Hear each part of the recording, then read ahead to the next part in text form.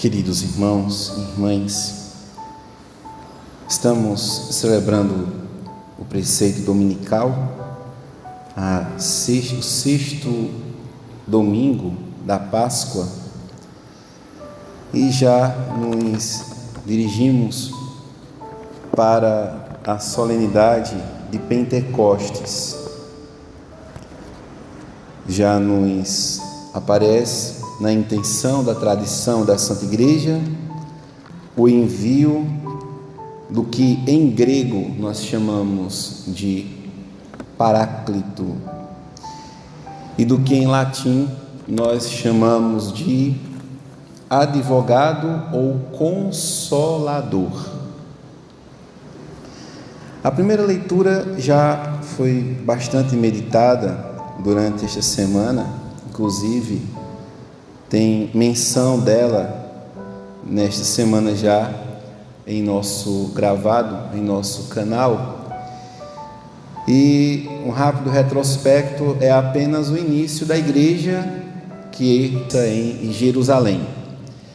E de Jerusalém, por causa de Paulo, parte para os povos pagãos, estando Barnabé com os 12, sim, por conta da substituição de Judas, o traidor, por Matias, já Barnabé é enviado para auxiliar Paulo e que voltará para resolver a questão da circuncisão, uma vez que era comunicado que os pagãos não seriam salvos se não tivessem sido circuncidados como eram os judeus.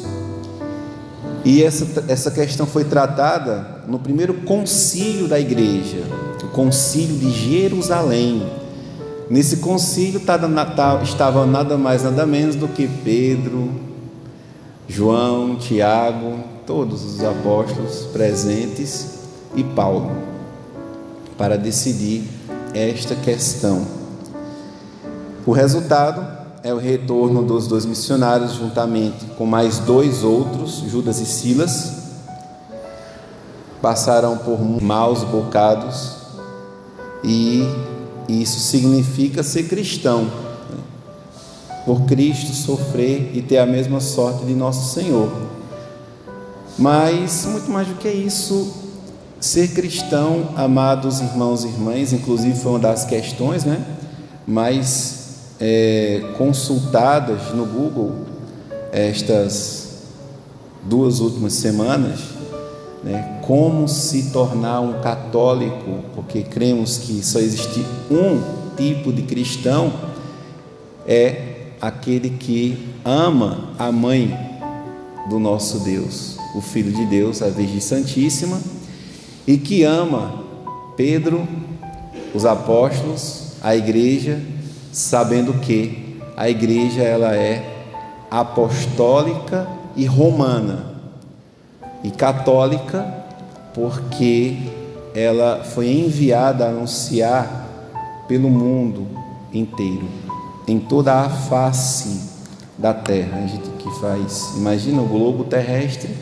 a terra tem uma face, nesta face está convivendo a sociedade e todas as nações, como nós cantamos no Salmo hoje, as nações de toda a terra, que as nações vos glorifiquem, ó Senhor, que todas as nações vos glorifiquem.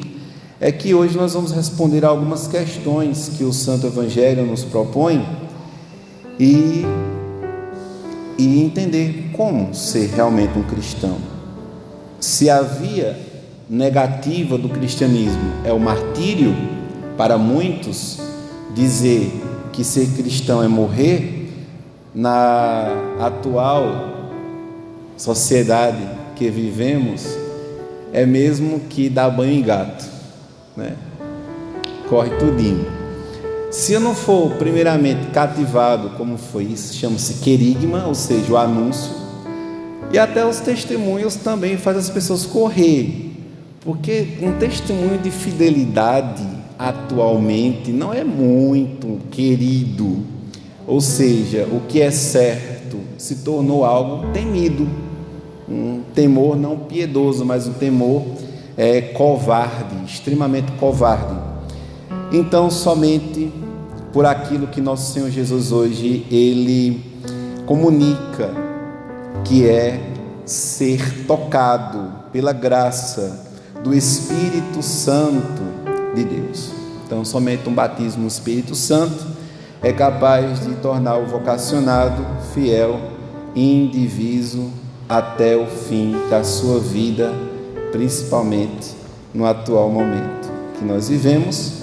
Temos a mensagem de Fátima também, que teremos um tempo de paz e que o seu Imaculado Coração triunfará. Então são esses sinais dos tempos que mais deve marcar mais o nosso coração. Menos a apostasia, que é o fugir da igreja, abandonar a igreja, e mais a piedade, que é a Virgem Santíssima, e o tempo de paz que Nossa Senhora revelou. Então, amados irmãos e irmãs, no Santo Evangelho, Nosso Senhor irá responder a uma pergunta de Judas, não o Iscariotes. Por que deve ser comunicado aos discípulos e não ao mundo? Comunicado o quê? Jesus diz: se alguém me ama, guardará a minha palavra. Apenas a igreja, ela guardará a palavra de Cristo.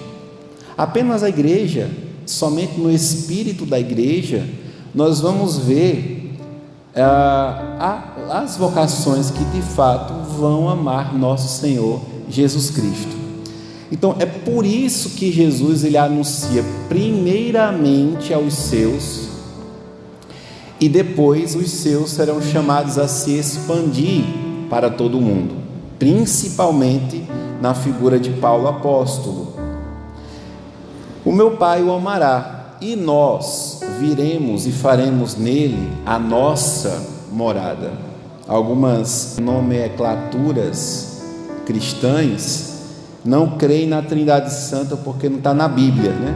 Está aqui, versículo, está na mesma Bíblia que Lutero cuspiu e fez outra, né?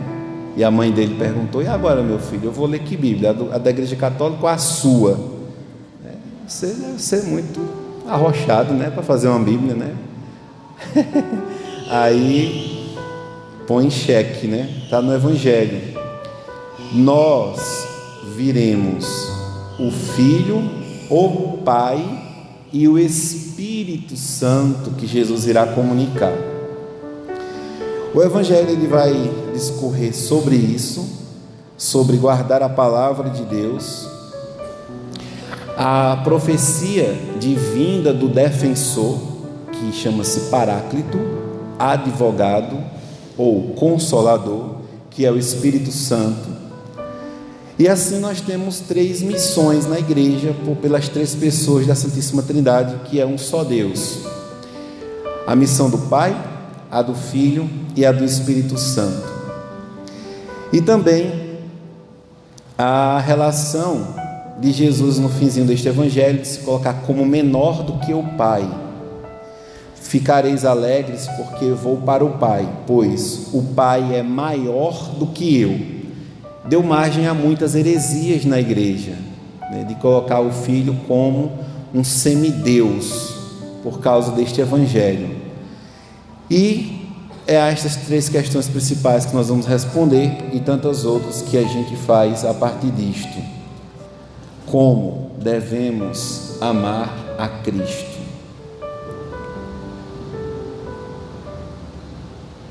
Percebemos pessoas preocupadas em amar a Cristo? Primeiramente, respondendo a esta primeira questão, amados irmãos e irmãs, quando nosso Senhor ele diz que devemos observar as minhas palavras, nosso Senhor está dizendo, com a igreja, fez-nos conhecer que vamos amar a Cristo de 3 maneiras. A palavra está ligada à língua, ou seja, pela proclamação da palavra, pela profecia, tudo que envolve a palavra de Deus. Inclusive a liturgia da palavra é catequese, é instrução, é comunhão. Na missa comungamos tanto o corpo e o sangue de Cristo, como também comungamos a palavra de Deus. Por isso, a necessidade de participarmos da missa inteira. Depois, observar as palavras de Cristo está ligado à mente, que é a atenção, né? A meditação, que é a insistência do pensamento em cima daquela palavra proclamada, isto em tempos de desatenção total, né? De total desatenção da realidade. A realidade hoje ela é abstrata pelas ideologias, né? O que vale muito mais é as ideias, uma mais louca do que a outra. Sim ou não? É só você fazer um retrospecto, né, nas coisas de 10 anos para cá, e você vai fazer uma coleção de situações que hoje as pessoas fazem meme, né? Meme, para a gente rir. E observar as palavras só observa aquele que de fato responde com a vida. Então, no entanto, nós celebramos, irmãos e irmãs, mais a nossa incapacidade de amar a nosso Senhor, de fato, se não for na vida do Espírito que nos comunica como devemos então amar a Cristo e a retribuir o dom da salvação. E a salvação esta nunca foi tão desprezada na história humana como agora. Uma avidez de viver, uma avidez por esse viver desenfreado, sem pensar na própria salvação. Estavam todos trancados por conta daquele mal do passado, e quando abriu as portas, saíram as pessoas com esta avidez de viver sem virtudes, viver alimentando os vícios, alimentando as próprias satisfações, a autossatisfação. O homem atualmente é colocado em cima de um altar, e todos os seus acessórios formam a ladainha do homem. E aí, os acessórios, a gente dizia no século XX, no finzinho para o século XXI, que era tudo que se dizia meu carro, meu cartão, meu computador, minha casa, minha vida, tudo é meu. Depois, amados, nos perguntamos: quem está disposto hoje a assumir a cruz? Quem está disposto hoje a viver a vida das virtudes divinas? Pedir diariamente os dons, a graça de Deus cotidianamente, e com isso nascerá aquilo que Jesus hoje reflete: deixo-vos a paz eu vos dou. Os homens de hoje vivem esse desejo de paz e confundem paz com tranquilidade. É preciso pensar na verdadeira paz de Cristo. A paz de Cristo, além da tranquilidade, há uma ordem. A ordem, e a paz é isso. A paz de Cristo é uma tranquilidade dentro da ordem. Depois, como a gente sempre reflete, primeiro a obrigação, e a satisfação ela vem por acréscimo, como uma realização, como muito nos ensina a psicologia do sentido na vida de Viktor Frankl, sobre a realização que nos vem por meio do cumprimento dos valores. Depois, valores humanos e também cristãos. Depois perguntamos como é que anda a paz nas famílias, nas escolas, na sociedade e nas nações. Nas famílias, não existe mais família para os ditadores. Ela é qualquer configuração de pessoa, humana ou animal. Pais de pet, mamães cegonha reborn, né? Qualquer coisa. Então transforma bichos, humaniza-se bichos e coisas. Acabou a família. Nas escolas, recordo da disciplina que tinha nas escolas que fui formado. Coloco tanto as escolas particulares de bairro, muito simples, mas de muito rigor, de cantar o hino nacional diariamente, de se rezar antes das aulas, o Pai Nosso, era assim. Os desfiles cívicos eram os portas-bandeiras, digamos assim, usavam luvas brancas, os meninos. A farda da escola era uma camisa polo. As crianças usavam calção grande, né? Calção normal. E os adolescentes calça. E as meninas também eram vestimentas mais pinçadas, femininas, e não masculinas ou marcando o corpo, como hoje muitos se vestem a vácuo, né? Do mesmo jeito que se veste uma mortandela ou uma salsicha, né? Marcando tudo. As escolas mais técnicas, como o Senai, escola esta que eu terminei, eletricidade predial, industrial e eletrônica básica, tinha um cartão de entrada, 3 atrasos, suspensão, voltava para casa. A bata da oficina do meu curso, se tivesse descosturado o bolso, o professor terminava de rasgar, lhe dava e dizia: só volta amanhã com o bolso costurado.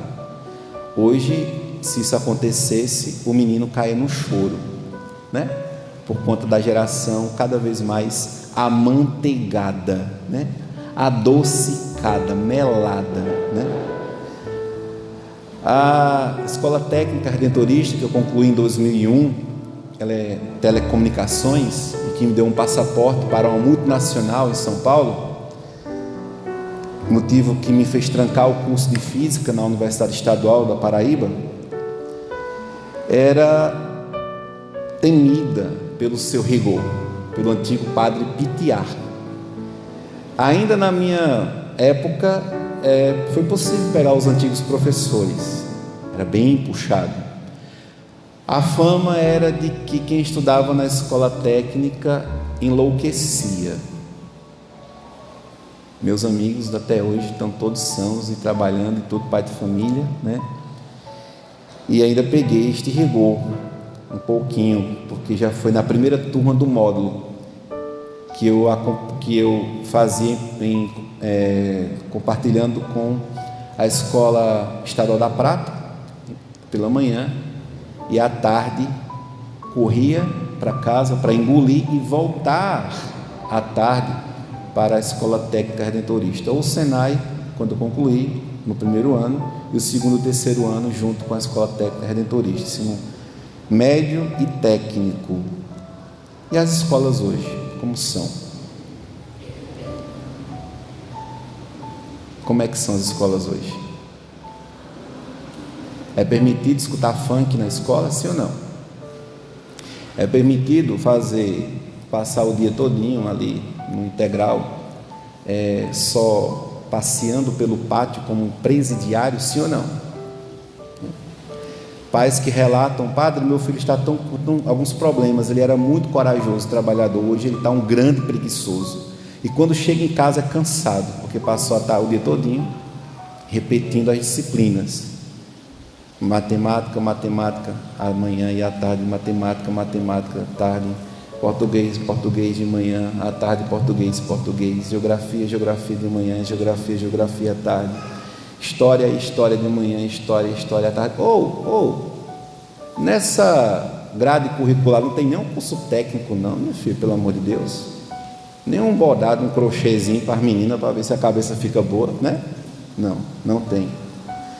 Alunos desafiando professores, né? Afrontando os professores e os direitos da pessoa que encobre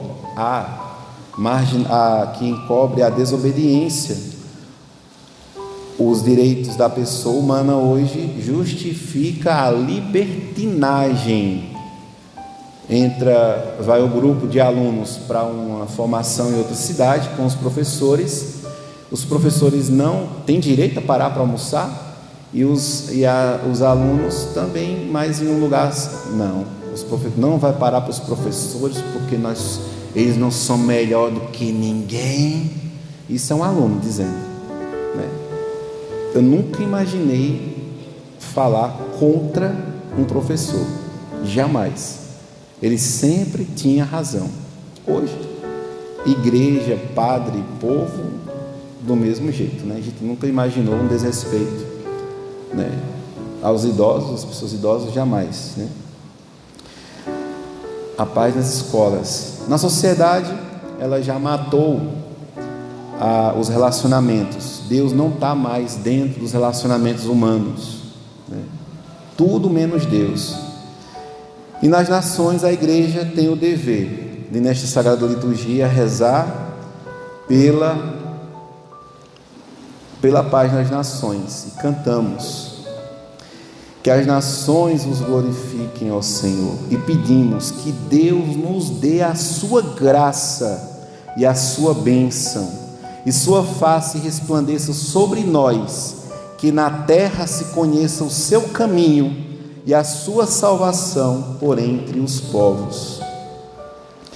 Amados, quando Deus foi banido das relações humanas, é aí em que o homem ele se tornou um animal, e é nesse momento em que as coisas e os animais são humanizados para dar lugar a Deus.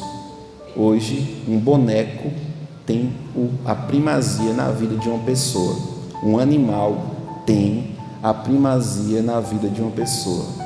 Uma relação extraconjugal para os casados tem uma primazia na vida das pessoas. A vida privada e a vida particular dos religiosos, né? Não, minha vida privada ninguém mexe. A minha vida particular ninguém se mete, né? E assim a vida vai ficando dividida, né? E nós vamos perdendo o sentido mesmo do que é uma vocação religiosa, ou do que vem a ser a igreja. Então, amados, observemos aqui a vida de nosso Senhor Jesus Cristo, a sua pessoa, o Verbo eterno do Pai. E por isso, enquanto servo, sim, Jesus ele se faz pequeno, como também em relação aos seus pais, José e Maria Santíssima. Servo. Mas, como servo, sim, ele é menor do que o Pai, mas como natureza, ele é como o Pai. E no Espírito de Deus, o Pai e o Filho possuem esta igualdade e semelhança como a Trindade Santa. Do Pai, então, portanto, do Pai e do Filho procede o Santo Espírito de Deus. E com o Pai, há em Jesus, nele, inerente em sua pessoa, a indistinção e a igualdade com o Pai. E esta é a nossa doutrina, esta é a nossa fé. Queira diminuir, as pessoas da Santíssima Trindade, cometa uma heresia contra a Igreja Católica e você vai ver o reflexo desta heresia no desmantelo social. Por isso, a pergunta: acreditar na Santíssima Trindade repercute em quê na sociedade?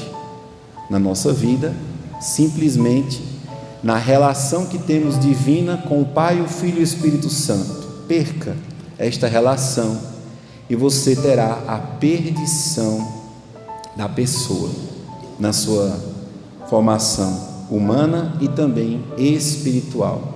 Humana porque somos feitos de carne e osso, e espiritual porque nesta carne existe uma alma, e esta alma foi criada por Deus. E Jesus dá-nos, amados irmãos e irmãs, a esperança de resgatar e salvaguardar a alma humana. Os sinais dos tempos que nós vemos nestas loucuras é porque a alma humana está se perdendo. E nós, católicos, faremos o quê? A pergunta volta: como devemos amar a Cristo? Com a nossa palavra, com a nossa meditação, com o nosso testemunho de vida, com o anúncio de uma vida de cristãos, de comunhão e de unidade. Como vamos viver isso, amados irmãos e irmãs? Jesus nos convida então a adentrar na vida espiritual e sobrenatural da graça de Deus, recebendo o seu Santo Espírito, o mesmo que a gente recebeu lá em nosso batismo e que nos torna santos. E nenhuma ideologia irá substituir essa categoria de santidade, jamais. E enquanto tivermos o Espírito Santo de Deus, não nos tire, Senhor, este favor. Nós temos a semente do Verbo em nosso coração. Podemos então, amados irmãos e irmãs, restaurar a nossa vida em Deus. Vamos lá, vamos pedir a Deus a graça do Espírito Santo da Igreja, o Espírito que nos torna filhos de Deus, com coração indiviso, com coração restaurado, e todos nós somos convidados a clamar como igreja. A igreja, ela vai ficando cada vez mais purificada com todo este tempo e movimento que vamos ver. Não nos desanimemos, não. Tudo que a gente vê dentro da igreja, no mundo inteiro, chama-se purificação. Ela ainda deverá ser muito mais purificada. E a purificação é um processo doloroso. Confiemos, porque depois da purificação vem a iluminação divina e por fim nasce a vida unitiva, e assim poderemos ver aqueles santos que brilharão como o sol, sendo então refletidos, recebendo o reflexo da luz de Cristo em seus corações. O processo praticamente é esse, tem outro não. Não adianta ir por outro caminho. Nós temos este caminho certo: purificação, iluminação e união com Deus. Antes da união, vamos ter que assumir a purificação desta igreja. Glória ao Pai, ao Filho e ao Espírito Santo, como era no princípio, agora e sempre.